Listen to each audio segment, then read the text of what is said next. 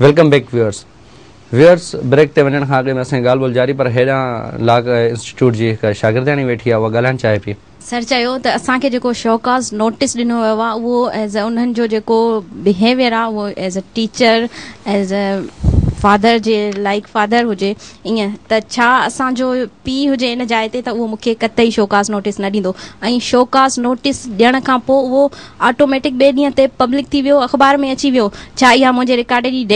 Defamation आहे त आउं इन हवाले सां इहो मुंहिंजो फंडामेंटल राइट आहे त मुंहिंजे किरदार खे या मुंहिंजो जेको बि 5 इयर्स जो रिकॉर्ड ठहंदो उनजी डेफिमेशन कई वई आहे उनखे पब्लिक कयो वियो आहे। असांजे टीचर्स खे या कन्वेनर जेको बि आहे उनजो डिसिप्लिन कमेटी जो या असांजो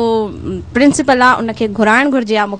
मूंखे ऑफिस में घुराए हा सम्झाए हा मुंहिंजे पेरेंट्स खे घुराए हा उन खां पोइ सेकेंड या थर्ड स्टेप थींदो शौकास नोटिस त हिननि फर्स्ट स्टेप इहो वरितो आहे। अॼु ॾींहं ताईं मूंखे प्रिंसिपल साहिबु न ई पंहिंजी ऑफिस में घुराए कुझु सम्झायो आहे न ई मुंहिंजे टीचर्स मूंखे पंहिंजी ऑफिस में घुराए पर्सनली घुराइनि मूंखे अकेले में वेही सम्झाइनि। उन जे बजाए हीउ सॼो पब्लिक थी वियो सॼो अख़बारुनि में अची वियो रोज़ ज़ाहिरा अख़बार में ईंदो हिकिड़ो इशू थी वियो त पोइ मुंहिंजूं फ्रेंड्स हुजनि या पॉलिटिकल पार्टी जा माण्हू हुजनि उहे उन ते व्यूज़ ॾींदा उन्हनि खे त असीं कोन था रोके सघूं न उहो सॼो उन में सॼी ॻाल्हि इहा फैलिजी वई आहे त इन में मुंहिंजे रिकॉर्ड जी डेफिमेशन थी आहे बाक़ाइदा ऐं उन ते माना चवां त इहो इलीगल तरीक़े सां इहो कयो वियो आहे। जी बिल्कुलु एड करणु चाहींदुसि त जीअं पहिरीं हिते खोट महसूस थी पई त यूनिवर्सिटी जो नुमाइंदो बि हुजे इंतिहाई माज़रत सां साईं अहमद रशीद हुन खोट खे पूरो कयो आहे। ऐं बुनियादी तौर ते इहा ॻाल्हि चवणु चाहींदुसि त हीअ असांखे को शौकास जारी करणु या सस्पेंड करणु इहो चलो ठीकु आहे हिकिड़ो असां ताईं महदूद मसइलो आहे जेकॾहिं यूनिवर्सिटी जो मसइलो हल थिए थो ओके शौकास नोटिस जारी कनि पर बुनियादी तौर ते जेके बि यूनिवर्सिटी में जेके प्रॉब्लम आहिनि जेके इशूज़ आहिनि रुगो लॉ इंस्टीट्यूट न पर सिंध यूनिवर्सिटी में जेको थिए थो अवां पाण चङी रीति ॼाणो था 3 सालनि अंदरि यूनिवर्सिटी में 2 छोकिरा जेके उन्हनि जा क़तल थी चुका आहिनि उन खां सवाइ ॿिया जेके बि इशूज़ आहिनि सिंध यूनिवर्सिटी ख़ासि तौर ते यूथ जे हवाले सां छा यूनिवर्सिटी उहे इशू हल करे चुकी आहे। ऐं ॿियो कम्यूनिकेशन जे हवाले सां हिकिड़ी ॻाल्हि थी त असां काफ़ी दफ़ा वाइस चांसलर साहिब सां उतां जा जेके बि लाॻापियल माण्हू आहिनि उन्हनि सां मिली चुका आहियूं उन्हनि खे इहो बार बार असां वरी बि रिपीट करायो। असांजी को वॾी को डिमांड आहे कोन असां इहे चऊं था अवां इंस्टीट्यूट ऑफ लॉ खे जे छोकिरनि खे हॉस्टल जी सहूलियत ॾियो फीस में इंतिहाई वधीक इज़ाफ़ो कयो वियो आहे अवां उहो इज़ाफ़ो वापसि वठो उन्हनि खे मेरिट ते स्कॉलरशिप ॾियो ऐं उन खां सवाइ लाइब्रेरी में किताबनि जी खोट आहे उहा अवां पूरी करियो ऐं उन खां सवाइ जेकॾहिं अवां सम्झो था डिसिप्लिन जी किथे बि का भंज कड़ी थिए थी त असांखे उन ते को बि एतिराज़ु कोन्हे अवां मेरिट तहत उन जे ख़िलाफ़ु बिल्कुलु कार्रवाई करणु घुरिजे उन ते असांखे को बि एतिराज़ु कोन्हे। साहिब जी इहा ॻाल्हि सां मुतफ़िक़ आहियूं असां त लाइब्रेरी जी सहूलियतूं हॉस्टल जूं सहूलियतूं ही त लॉ जा स्टूडेंटनि पर कंहिंखे यादि हाणे त विसरी थी वञे हर ॻाल्हि नूर मोहम्मद हाई स्कूल लेवल ते 6 खां मैट्रिक ताईं स्कूल जी हॉस्टल हीराबाद में हूंदी हुई जंहिंमें हिन वक़्तु रेंजर्स कब्ज़ो कयो वेठी आहे माना हाई स्कूल लेवल ते बि हॉस्टल हूंदी छोकिरनि जे लाइ ही त लॉ जा स्टूडेंट आहिनि त इन्हनि लाइ त लाज़मी आहे सॼे सिंध मां स्टूडेंट अचनि था ऐं कॉस्टली पंहिंजो हेवी फीस भरीनि था त उन्हनि लाइ बि रहाइश जो बंदोबस्तु हॉस्टल जो हुजणु खपे ऐं क्वालिफाइड हाई क्वालिफाइड पंहिंजा प्रोफेसर साहिबान हुजनि जेके वरी बि चवंदासीं त इन प्रोग्राम में थ्रू दोस्तनि जीअं पंहिंजो आवाज़ उथारियो आहे हुननि जो जेको ज़ाती मसइलो आहे हुननि सां थियो आहे उहो बि हल थियणो खपे हिकिड़ो हिननि जो ज़ाती मसइलो बि जनरल इशू बि ॿई इशूज़ हल थियणो खपनि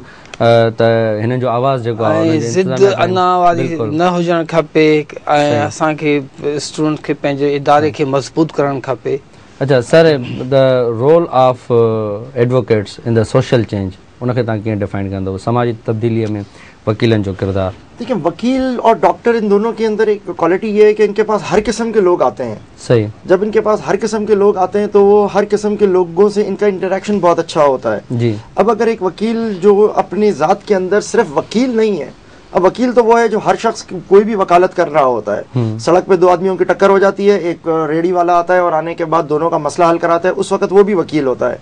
हम जो बेसिकली फोकस करना चाहिए यूथ को जो मैं इस प्रोग्राम के तहत मैसेज दूंगा कि वकील बनने को अपना मयार मत बनाना अगर बनना तो कानूनदान बनना एक लॉयर बनना लॉयर जो है वो कानून से वाकिफ होता है और कानून के ऊपर बात करता है। अगर आप कानून के ऊपर बात करें और सारी चीज के ऊपर और इस तरीके से एजुकेट करें माशरे में आए हुए लोगों को, तो यकीनन वो वक्त दूर नहीं है कि सोसाइटी में ऑटोमेटिकली चेंज आना शुरू हो जाएगा। अगर वकील के पास कोई केस आता है और केस आने के बाद वकील उसको देखता है, देखें केस में जो भी आएगा तो या तो वो सही होगा या वो गलत होगा। अब ये कोई इतना बड़ा कोई रॉकेट साइंस नहीं है कि मुश्किल हो ये डिटरमिन करना कि ये सच्चा केस है या झूठा केस है। अगर वकील कानूनदान एक समझदार कानूनदान है तो वो इसको आइडेंटिफाई करेगा, फील्ड का बंदा उसको फील्ड का बंदा पहचानेगा और उसके बाद उस केस को उस तरीके से लेके जाएगा। ये जो एक तासुर है हमारा वकला के बारे में कि वकील जो है वो किसी बड़े से बड़े मुजरिम को भी छुड़वा देता है या बड़े से बड़े लोगों के साथ भी कर देगा, ये गलत है। असल तासुर ये कि एक शख्स ने कत्ल किया और वो मेरे पास आया और आके कहे मैंने ये कत्ल किया है, मेरा जो काम है वो ये है कि उसने अगर कत्ल किया है तो छुड़वाना मेरा मकसद नहीं है। आज अगर वकीलों ने इसको मकसद बना लिया कि मुझे इसको छुड़वाना है सच झूठ बोल के, तो वो गलत है। बहुत से लोग अपने प्रोफेशन के साथ सच्चाई नहीं कर रहे, तो ये भी सच्चाई नहीं है। मेरा ये काम है कि मैं उसको कम से कम तकलीफ होने दूं, कम से कम मैं उसके ऊपर अजियतें आने दूं, कम से कम तरीके से उसके उस चीज को बयान करवा सकूं कि किस कॉन्टेक्स्ट में इसने जाके कत्ल किया था। हो सकता है कि वो जब आखिरी पुलिस सदर के पास जाए तो मेरी वो वाला केस जो बनाया था उस पे उसको सजाए मौत ना हो। सर वक्त बहुत मुख्तसर है, 2 स्टूडेंट्स और रहते हैं, इनसे भी हम बातचीत करते हैं। जी my name Zarka and I am student of law. Sir मुझो क्वेश्चन इहो आहे सर खां बि त मतलब असांजो जेको लॉ इंस्टीट्यूट आहे इन में असां वटि जेका फैकल्टी आहे, असां जेका मैनेजमेंट आहे, उहो हिकु तरफ़ त असांखे इहो चई रही आहे, जेके असांखे कानून सेखारे रही आहे त भाउ हर स्टूडेंट चाहे हर इंसान, भले उहो वकील हुजे, डॉक्टर हुजे, भले मज़दूर हुजे, हारी हुजे, हर इंसान खे पंहिंजी इज़हार जी आज़ादी जो उहे पंहिंजी इज़हार जी आज़ादी करे सघंदा, मतिलबु उन्हनि खे कंहिं बि क़िस्म जी रोक टोक कोन आहे। ॿी साइड जॾहिं उहे स्टूडेंट जेके पंहिंजे टीचर्स लाइ इहो सिखिया आहिनि ऐं उहे इज़हार जी आज़ादी कनि था, जिते आवाम जो आवाज़ उथारनि था, हिकिड़े तरफ़ उहे दहशतगर्द आहिनि जेके पॉलिटिकल इन्फ्लुएंस फहिराइनि था यूनिवर्सिटीज़ में या इंस्टीट्यूट मुख़्तलिफ़ क़िस्म जे इंस्टीट्यूट्स में। ॿिए तरफ़ उहे स्टूडेंट आहिनि जेके आम माण्हुनि जो आवाज़ उथारनि था, छाकाणि त ख़ुदि हिकिड़ो जेको वकालत जो पेशो आहे उहो बि हिकिड़ो आवाम जो आवाज़ आहे, सच्चाई इंसाफ़ जो आवाज़ आहे। जॾहिं हुननि जा स्टूडेंट सच्चाई जो आवाज़ उथारनि था त हू उन्हनि दहशतगर्दनि भत्ताखोरनि ते शोकेस जो नोटिस कढण जे बजाय उन्हनि स्टूडेंट्स ते कनि था जेके आवाम जो आवाज़ उथारनि था। ईअं छो थिए थो मतलब लॉ इंस्टीट्यूट में? सर इन ते न ईअं न हुजणु खपे ऐं तव्हांजी बिल्कुलु ॻाल्हि आहे, सही आहे। त वरी साॻी मुंहिंजी इहा ई ॻाल्हि आहे त कोऑपरेशन, कोऑर्डिनेशन ऐं अंडरस्टैंडिंग टीचर्स ऐं स्टूडेंट जे विच में हुजणु खपे ऐं उन्हनि जी कमिटीज़ आहिनि, पर उहे बदकिस्मती सां हाई स्कूल, कॉलेज, यूनिवर्सिटीज़ में कमिटीज़ पेरेंट्स ऐं टीचर्स जी आहे पर उहा एक्टिव न आहे। मंथली हर 3 महीने में, हर 6 महीने में, 3 महीने में मीटिंग हुजणु खपे पेरेंट्स ऐं टीचर्स जी। हालांकि एफिडेविट फॉर्म में हूंदो आहे उहो भराए वठनि था, पर उन ते अमल अलाए ख़बर न आहे छो नथो थिए। तमामु घटि इदारा आहिनि सॼे सिंध में या पाकिस्तान में, मुंहिंजे ख़्याल में 10% बि कोन्हनि जिन के इन कमेटी खे एक्टिव कयो वेठा आहिनि। हक़ीक़त में तइलीमी इदारे में 90% इहा कमेटी इनएक्टिव आहे। अच्छा सर मुख़्तसरन वरी तव्हां खां जवाब वठो, वक़्तु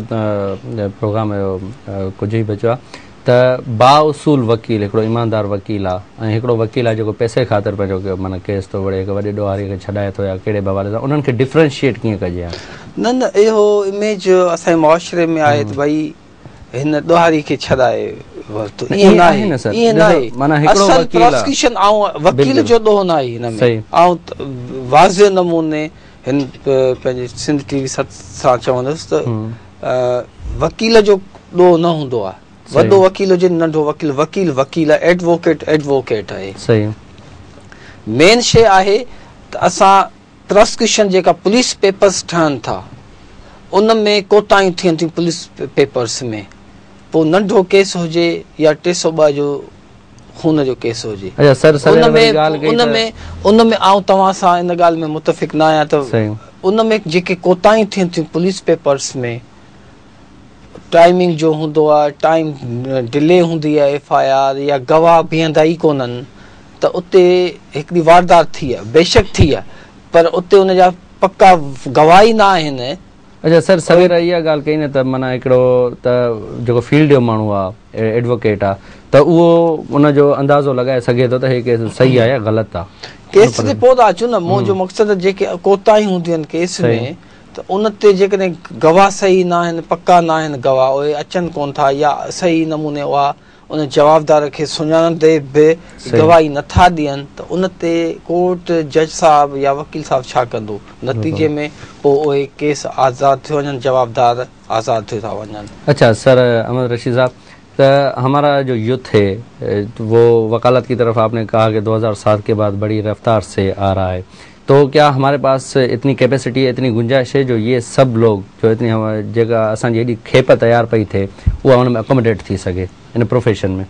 जगह आपको अपनी बनानी होती है। जब मोटरसाइकिल की या कार रेस होती है तो उसके अंदर 85 गाड़ियां होती है, मगर उसमें निकलता है एक ही है, और जो टॉप के ऊपर आते हैं वो बहुत कम लोग होते हैं। सही। ये फील्ड में बहुत मेहनत दरकार है और बहुत ज़्यादा सब्र दरकार है। जब आप आते हैं इसके अंदर इतने डायनामिक्स हैं कि आपको समझने में, मैं आपको बड़े वसूख से कहता हूँ कि 5 साल तो आपके कहीं नहीं गए वकालत के बाद, कि 5 साल तो आपको उसके डायनामिक्स को समझने में लगते हैं। एक एक केस का नेचर अलग होता है, हर किस्म का मामलात अलग होते हैं। जितने अच्छे सीनियर को आपने लिया होता है उतना अच्छा आप काम सीख सकते हैं। बहुत से लोग हमारे पास जल्दबाज हैं और वो जल्दी करने की कोशिश करते हैं, जैसे कुरान में भी है कि इंसान बहुत ही जल्दबाज है। बहुत से लोग जल्दबाजी की वजह से इस प्रोफेशन को कंटिन्यू नहीं कर पाते, जिसकी वजह से वो ये प्रोफेशन छोड़ के दूसरे प्रोफेशंस की तरफ चले जाते हैं। रहता वही है जिसमें पेशेंस है, जिसके अंदर सब्र है और शौक और जज्बे के तहत आया है, एक भीड़ के साथ नहीं आया। अगर वो सही तरीके से आया है तो मैं कहता हूँ 1000 स्टूडेंट्स के अंदर से अगर 25 भी रुकते हैं तो ये वो क्रीम होती है जो एडजस्ट करता है और बहुत वेल पेड होते हैं और बहुत ही एक इज्जत का ये शोबा है। मैं ज़्यादा से ज़्यादा चाहूँगा कि हमारे यूथ इस प्रोफेशन में आए, क्योंकि इसके अंदर आने के बाद वो इस मुल्क की, इस कौम की, सिंध की बहुत तरक्की कर सकते हैं। सर अहमद रशीद साहब, साईं फज़ल कादिर साहब, अवांजी वॾी महिरबानी जो असां प्रोग्राम में आयो ऐं असांजी यूथ खे गाइडेंस ॾिनियूं, उन्हनि खे वकालत जे शोबे बाबति आगाही ॾिनी।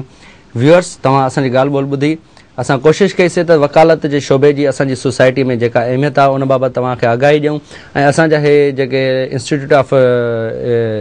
जेके स्टूडेंट्स उन्हनि खे मुअतल कयो वियो, उन्हनि सां कहिड़ा प्रॉब्लम्स पेश आया, उन्हनि जी बि असां कोशिशि कईसीं त उन्हनि जे ज़बानी तव्हांखे ॿुधायूं। तव्हां अख़बारुनि में पढ़ियो हूंदो, पर असां कोशिशि कईसीं त असां पंहिंजे हिन प्रोग्राम ज़रिए उन्हनि जो आवाज़ु अव्हां ताईं पुॼायूं, त ऐं इहा बि दुआ कंदासीं त इन्हनि जो मसइलो जेको आहे बहितर नमूने हल थी वञे। ऐं इन सां गॾोगॾु साईं फज़ल कादिर साहिबु जेका ॻाल्हि कई त असांजूं लॉ कॉलेज सिंध जूं जेके बि आहिनि उते वाक़ई में मसइलनि जी उते वाक़ई में केतिरा ई मसइला मौजूदु आहिनि। उते सहूलियतुनि जी खोट आहे, उते पार्किंग जा मसइला आहिनि, उहे कॉलेज विच शहर में क़ाइमु आहिनि जिते हॉस्टलनि जी सहूलियतूं कोन्हनि, केतिरा ई मसइला मौजूदु आहिनि। उतां जे इंतिज़ामिया खे हिन प्रोग्राम ज़रिए असां इहा गुज़ारिश कंदासीं त उन्हनि मसइलनि जे हल लाइ जेका भरपूर कोशिशूं वठो त जीअं असांजा वधि खां वधि नौजवान इन शोबे जो हिसो बणिजी सघनि ऐं वकालत जे शोबे खे पंहिंजो जेको आहे प्रोफेशन अपनाइनि। व्यूअर्स, स्क्रीन ते असांजी ईमेल एड्रेस नोट करे वठो। तव्हां पंहिंजी का राय ॾियणु चाहियो था, कंहिं मौज़ूअ ते बहस कराइणु चाहियो था त असांखे इन ईमेल ज़रिए आगाह करे सघो था, ऐं प्रोग्राम जो हिसो बणिजणु चाहियो था त हिन ईमेल ज़रिए असां सां राब्तो करे सघो था। ईंदड़ हफ़्ते वरी ॿियनि महिमाननि ऐं वरी ॿिए मौज़ूअ सां गॾु तव्हांजी ख़िदमत में हाज़िर थींदासीं। तेसिताईं पंहिंजे मेज़बान लतीफ़ गाद खे ॾींदा इजाज़त। सदाईं गॾु।